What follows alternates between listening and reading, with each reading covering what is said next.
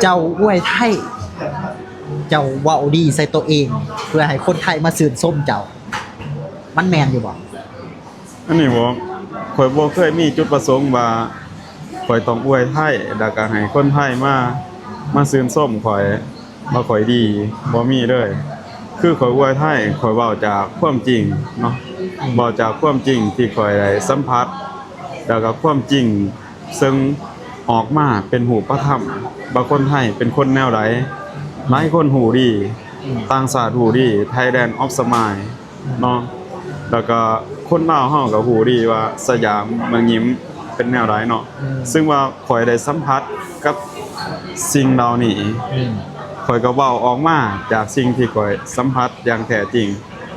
เรื่องอวยยอมรับว่าข่อยอวยแต่ข่อยเว้าความจริงหลายกว่าเนาะข่อยฮักประเทศไทยจากใจของข่อยเจ้าโอ้โหคือว่าถึงไผสิโตแย่ในตัวของเจ้าว่าเจ้าเฮ็ดไปเพื่อสิ่งนั้นสิ่งนี้แต่สิ่งที่เจ้ายืนยันหลักๆก็คือความจริงในตัวของเจ้าแม่นความจริงจากความรู้สึกจากใจเด้อถ้าจะมีมุมมองแนวใดเจ้าก็เว้าแบบตามที่เจ้าคิดตามที่เจ้าได้สัมผัสตัวจริงประสบการณ์ตัวจริงท่านสิเว้าเด้อเนาะเจ้าบ่ได้ว่าแอบอ้างเฟกคันว่าภาษาอังกฤษเฟกก็คือปลอมตัวเองขึ้นมาอยากให้คนอื่นสนใจเป็นที่น่าสนใจของคนอื่นอันนี้แม่นสิ่งที่เจ้าง่ายคือเจ้าอยากแซ่ในสิ่งที่เจ้าเห็นแม่นตะว่าแม่นแปลว่าโดยบ่ได้มีการแบบว่าจังซี่ว่าบ่ได้สร้างกระแสให้ตัวเองอย่างเดียวบ่ได้สร้างเนาะข่อยอยากบันทึกความทรงจำข่อยไว้นำบ่ข่อยมีความรู้สึกแบบนี้เด้อกับประเทศไทยข่อยรู้สึกฮักข่อยรู้สึกว่าประเทศไทยคือพี่นั่นคือน้องข่อย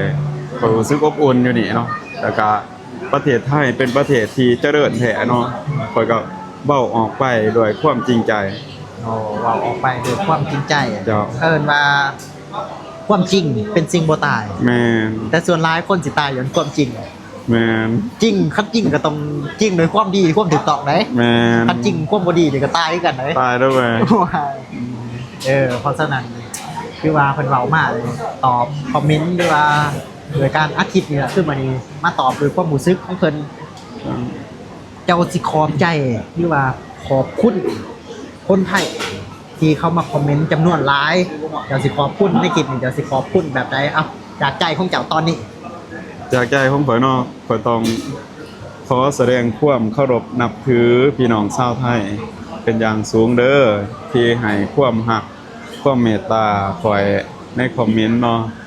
ขอบใจขอบคุณที่รักแพงกันเด้อข้าพเจ้าขออวยพรให้พี่น้องชาวไทยมีแต่ความสุขความเจริญเด้อความเจ็บอย่าสุไรความไข้อย่าสุมีให้กิจการรุ่งเรืองเฮ็ดหยังไปก็ให้ราบรื่นเฮ็ดหยังไปก็ให้เจริญเนาะสิ่งที่ทานให้ข้าพเจ้าคือความรักกำลังใจขอให้ทานเป็นที่รักของทุกคนขอให้ทานเป็นที่รักของชาวโลกคือดัง Thailand of Smile นี่ตลอดไปให้พี่น้องชาวไทยเจริญยิ่งๆขึ้นไปเด้อเอาคือว่ามาขั้นตอนสุดท้ายเจ้าฮักประเทศไทยแล้วเจ้ายังฮักประเทศลาวเฮาคือเก่าบ่บอกตรงๆเลยว่าไทยก็ฮักลาวก็ฮักไทยบ่ลืมลาวย่อมเป็นคนสองใจเพื่อไทยกับลาวน้อยสิบ่ผิดศีลบ่ผิดศีลก็ย่อมเนาะถือว่าสองใจฮักทั้งไทยทั้งลาวบ่ได้ว่าเฉพาะเจาะจงว่าประเทศไทยอย่างเดียวแม่นตะว่าแม่ฮักทั้งสองเลยฮักแห้งอีกคือว่าเบาในมุมมองขอบใจแล้วบ้าเจนก็ต้องขอบใจคนไทยที่ว่าเขามาเบิ่งในคลิปในช่อง TikTok เนาะแล้วก็บาเวดีเพิ่นได้ว่าโอเคสัมภาษณ์ขอบใจทุกคอมเมนต์บ่ว่าจะเป็นคนไทยคนลาวที่เขามาคอมเมนต์ให้กำลังใจสิ่งที่เจมส์นะครับก็คือเป็นคอมเมนต์ในทางที่ดีในทางที่บวกที่ว่าขออวยพรใส่คันว่าภาษาลาวเฮาเนาะให้คือว่าเนี่ยขออวยพรใส่ให้มีโชคมีไส้หลับด้วยเงินทองซื้อได้ขายหมานซื้อได้ขายหมานได้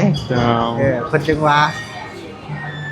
หายทุกข์หายโศกหายโรคหายภัยหายพยาธิโรคาให้มีแต่ความสุขยิ่งๆขึ้นไปทั้งคนลาวและคนไทยเฮาเด้อสาธุ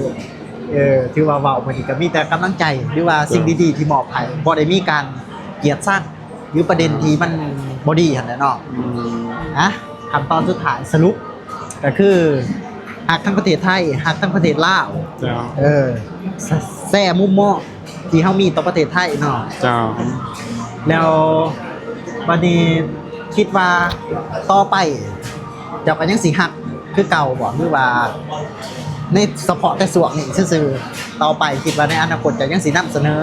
สิ่งที่เจ้าเห็นสิ่งที่เจ้ามีความรู้สึกต่อประเทศไทย คิดว่าต่อไปยังสิคงอยู่บ่ บอกตรงๆได้ว่า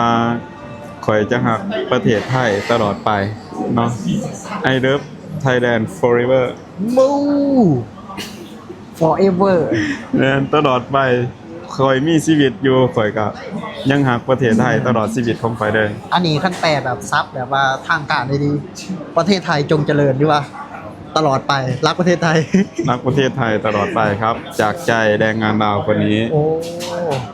ถือว่าเป็นสิ่งที่เนาะมอบให้ในมื้อนี้สำหรับใครที่ว่าเบิ่งคลิปนี้จบก็ถือว่ามอบแต่สิ่งดีๆให้กันเนาะมาฮอดนี่ก็ถือว่าจบลงไปด้วยดีสำหรับใครที่ยังอยากเป็นกำลังใจให้กับบ่าวแบรี่ก็ฝากเข้าไปติดตามช่อง YouTube เพิ่นได้ก็คือเป็นช่อง YouTube แรงงานลาวอยู่ประเทศไทยหรือว่า TikTok ซ่องแรงงานดาวในไทย แล้วก็ YouTube เป็นภาษาไทยเช่นเดียวกันซ่องแรงงานดาวในไทยเจ้า หรือว่าผู้ใดอยากติดตามบาวจีมคือเก่าก็คือบาวจีมเลาะไทม์สอง TikTok แล้วก็สอง YouTube บาวจีมเลาะไทม์ใครที่อยากไปติดตามให้กำลังใจหรือว่าอยากเห็นมุมมองอื่นๆ เกี่ยวกับประเทศไทยหรือว่าเกี่ยวกับประเทศลาวในมุมมองที่ดีได้คันบ่ดีนี่เฮาบ่กล้านำบ่แม่นบ่กล้าบ่อยากนำเสนอเด้คันบ่ดี แม่น ก็อยากนำเสนอในมุมมองที่มันดีที่มันเป็นประโยชน์ต่อตนเองต่อสังคมนั่นตะว่า เจ้า สำหรับคลิปนี้ก็คือว่าปลอบใจได้หลายก็คือสบายดี สวัสดี ครับ ขอบคุณครับ